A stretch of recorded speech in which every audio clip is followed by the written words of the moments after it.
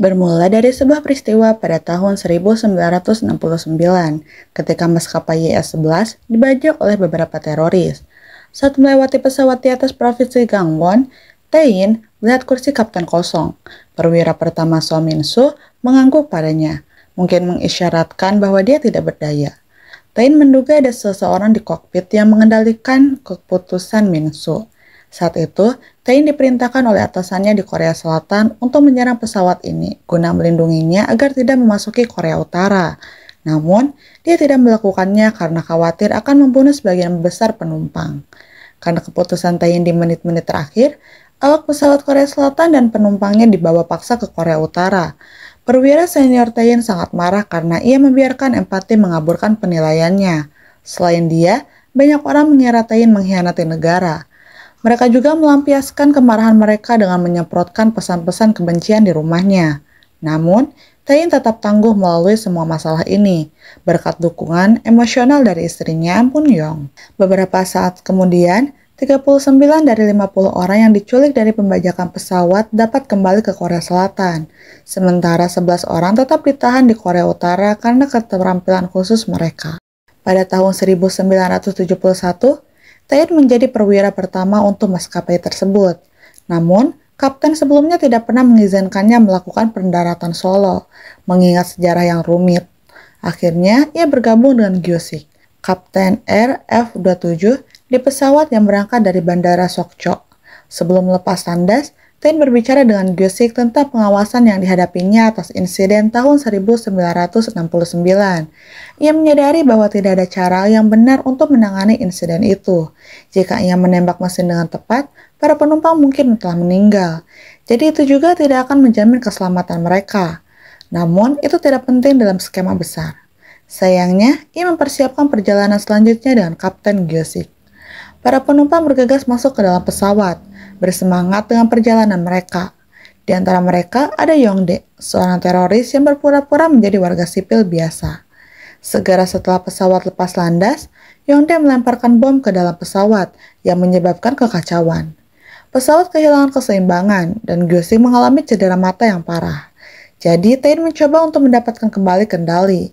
Beberapa saat kemudian, Yongdae masuk ke dalam kokpit dan mengancam Tae-in untuk mengikuti perintahnya jika dia tidak ingin ada penumpang yang terbunuh. Dia memerintahkan Tae-in untuk mengarahkan pesawat dan menuju lautan. Gyu-sik setuju untuk membalikkan pesawat. Kemudian, Tae-in pergi untuk mengurus kerusakan yang ditinggalkan oleh ledakan bom. Bom Yongdae meninggalkan lubang di pesawat. Jadi, Tae-in mencari solusi darurat dengan bantuan pramugari Lee Ok-sun. Di kokpit, Gyu-sik bertanya kepada Yongdae apakah misinya bermotif politik atau finansial. Yongdae tidak memberitahu jawaban dengan jelas. Dia memberitahu Gyu-sik untuk naik pesawat ke Wongchi dari daerah Sokcho. Gyu-sik mencoba memahami apakah Yongdae berasal dari kota ini. Namun, Yongdae menahan diri untuk tidak memberikan jawaban yang jelas. Sementara itu, Tae-in dan Ok-sun tetap sibuk menyembuhkan luka penumpang mereka. Yongdae kembali dan menghentikan mereka untuk memberikan bantuan. Ia membawa Tae-in kembali ke kokpit dan mendengar Gyu-sik memberikan informasi ke markas mereka. Jadi ia menjadi marah dan menghancurkan headset Gyu-sik. Ia juga membuat Tae-in melepas headsetnya dan tidak menggunakan radio. Jika tidak, ia akan melemparkan bom lagi ke pesawat. Kemudian, Yongdae mengungkapkan bahwa saudaranya dibawa ke utara selama perang, menjadi perwira, dan mulai menjalani kehidupan yang terhormat. Yongdae mengungkapkan bahwa ia akan membawa pesawat ini ke tempat pesawat saudaranya dilaporkan mendarat dan tidak pernah ditemukan. Pergi ke sana akan memberinya sejumlah uang yang besar, dan kemungkinan membantunya bersatu kembali dengan saudaranya. Saat Yongdae berada di kokpit, semua penumpang tua yang merupakan polisi selama Perang Korea memutuskan untuk menjatuhkannya begitu dia kembali.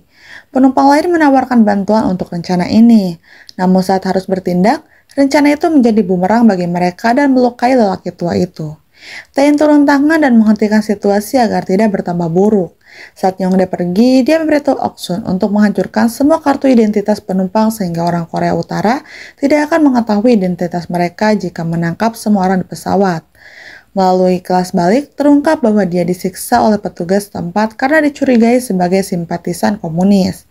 Saat dia ditangkap, ibunya yang sudah tua meninggal dunia. Tain berbohong bahwa mereka telah menyeberangi perbatasan dan memasuki Korea Utara.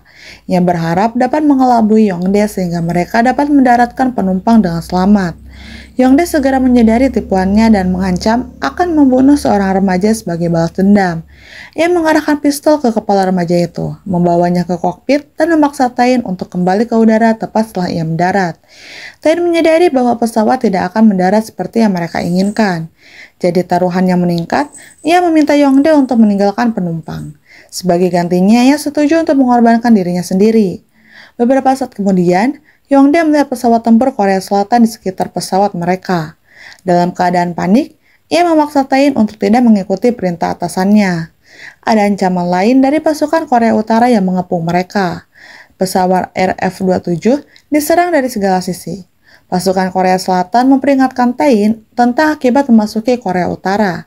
Beberapa saat sebelum memasuki Korea Utara, Tain tiba mengubah rutenya, menjatuhkan maskapai dan membuat Yongdae tidak dapat mengambil tindakan apapun.